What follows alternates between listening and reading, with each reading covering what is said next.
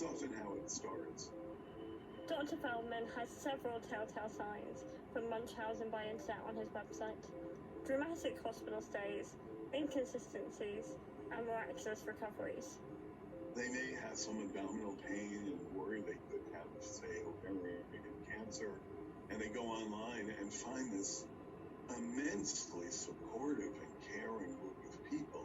And so even when the ovarian cancer or whatever it is ruled out, they don't want to lose touch with all of these supportive people. It's hard to know how common these ailments are. They're really coded into situ. I think we're missing the vast majority of them. I was still struggling with the idea that people posting about chronic illness should ever be disbelieved.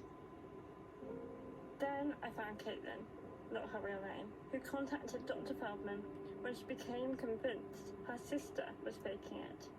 Growing up with my sister, she was always very much like the cool older sister that I wanted to be just like, but I do remember, every update or every discussion I had was about her illness and what treatment she was getting and what medication she was on.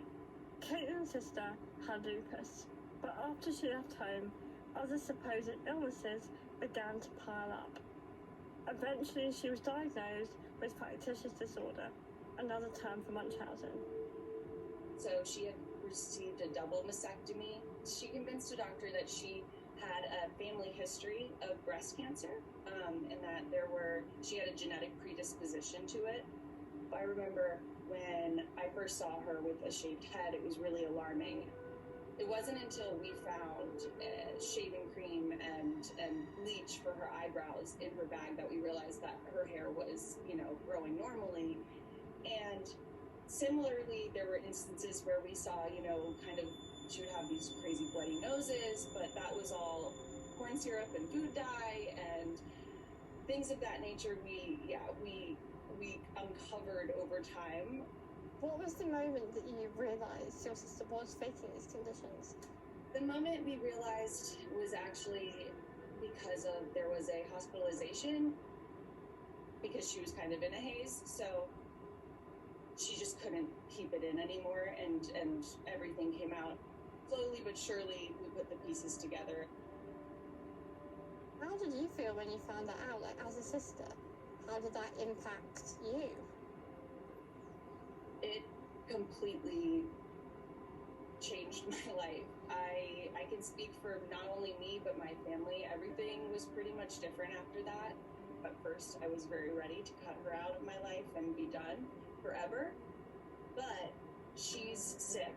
She didn't ask for this. Going to those extents to feel loved, underneath it all, there's so much to feel for. That's not something I would wish on anyone.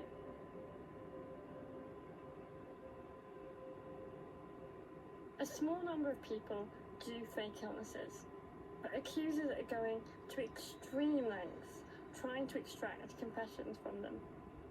And what about the many people who are wrongly targeted? They moved it over to a forum that is completely unregulated, and they shared my address, and it was so terrifying. My biggest fear was someone could just show up. I know that in the past other people have had real life engagement with the people harassing them, and I kept my blinds shut and my windows shut. I was just on edge the whole time that someone was going to be there and someone was going to come, to the point of paranoia where I ended up getting incredibly mentally unwell and eventually hospitalized for it for quite a significant period of time. I didn't think that anyone would care to post about me on Illness Fakers at all. I mean, occasionally I'd look, or we'd make jokes like, oh no, Illness Fakers is going to come for me for saying that. Then one day, they did. Alex became the subject of long threads about their diagnosis and appearance. And it got worse.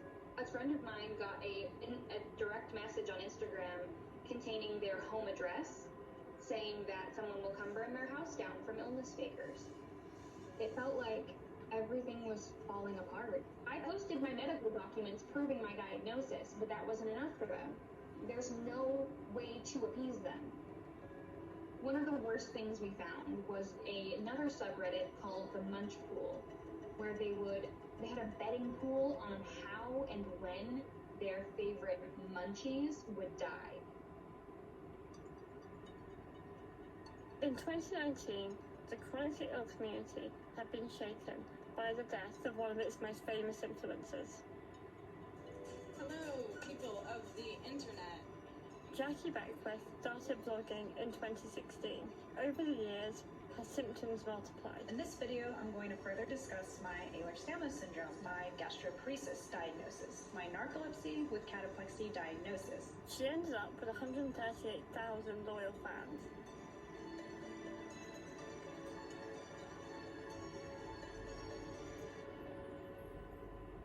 But as her fame grew, so did the doubts. She became a favourite subject of the Illness Fakers investigators. Those who knew her are divided. Some tell me everything was true. Others say that while she was genuinely ill, they believe she faked medical dramas to boost her profile. Jackie's family reject these claims as baseless. I'll see you tomorrow. Tragically, in April 2019, just days after this video was shot, she died from a complication with her feeding tube. Her followers lost a beloved role model, but her accusers thought they'd been proven right in the worst possible way, and they said so. MBI Research is a medical professional based in the States who moderates the Illness Fakers Reddit group. She agreed to an interview, but she wouldn't be filmed. She's experienced the betrayal of seeing her own illness mimicked in real life by a friend. When I was at university, I had a roommate who began to emulate my own illnesses. She would copy my mannerisms, things I said, things I did, my symptoms, diagnoses that I had. I cannot describe the depth of violation and betrayal that can make you feel. She insists people need a place to expose those who appropriate their conditions. We've had high-profile influencers and the copycats. They're entourage of people who buy the same things, the same wheelchairs, the same color, the same hospital bed. They want the same service dog. They claim the same illness. It's like seeing clones. But do you not see how, with these kind of conversations happening, it could prove that your sub might be doing more damage than good? There will always be people who come to the group for less than ideal reasons. And for us, it is a constant effort to mitigate the impact of those toxic people. Jackie's death, that became a seminal shift. I mean, snark is going to exist, it's Reddit, and that's fine. And some degree of dark humor can be therapeutic for people, but there is a line, and it needs to not be crossed. It's gotten to the point as the sub has grown so much, we need help. MBI Research contacted Anushka Anderson asking for advice. She's a forensic psychology researcher specializing in medical deception. You guys have more formal experience and more research behind you.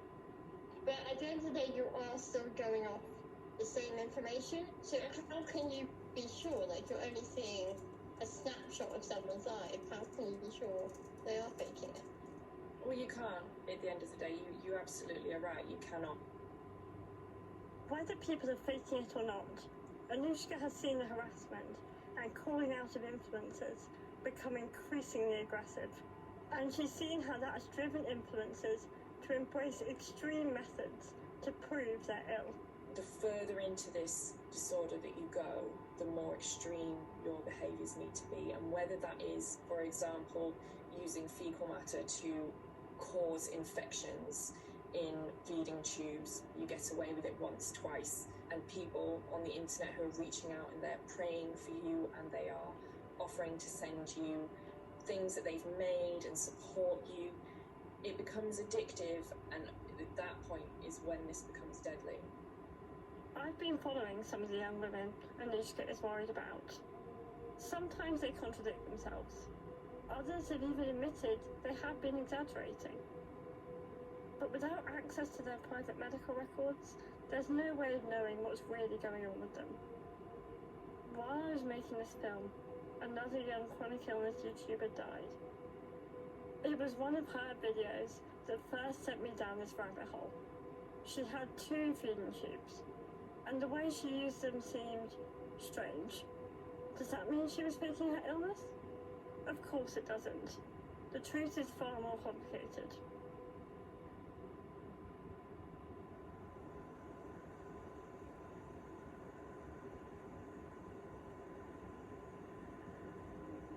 It's really nice. I mean, because I've been shielding and I just haven't left the house in so long that coming and being in nature is such a, it's just, yeah, amazing.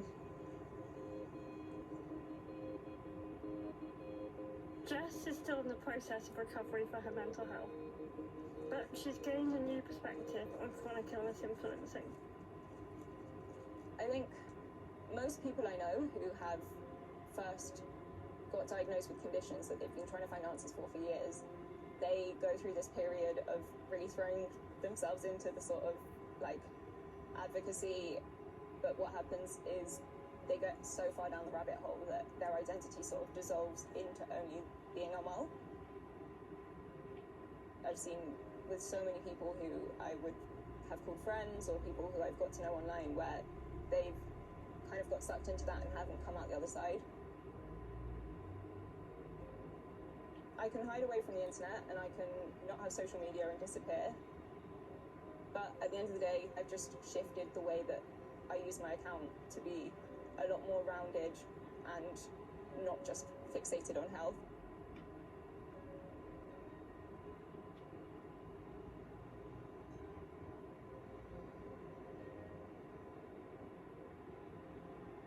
As for Alex, they're focusing on their music now. Thanks mainly to their campaigning, the most aggressive accuser site has gone quiet. It's all been deleted. Does my hair look okay? Your hair looks great, honey. Okay, sorry. Okay, you can start. I'm not going to continue to fixate on illness fakers because frankly, I don't want to keep spending my day searching through that subreddit for the worst screenshots. That's not what I want for my life.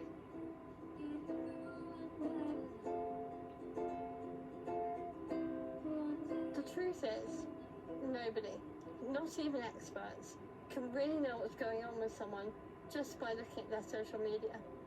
And nobody should be putting their life at risk, trying to prove themselves to others. Alex put it perfectly when they told me, if you don't like someone, instead of attacking their person, their entire being, just scroll away.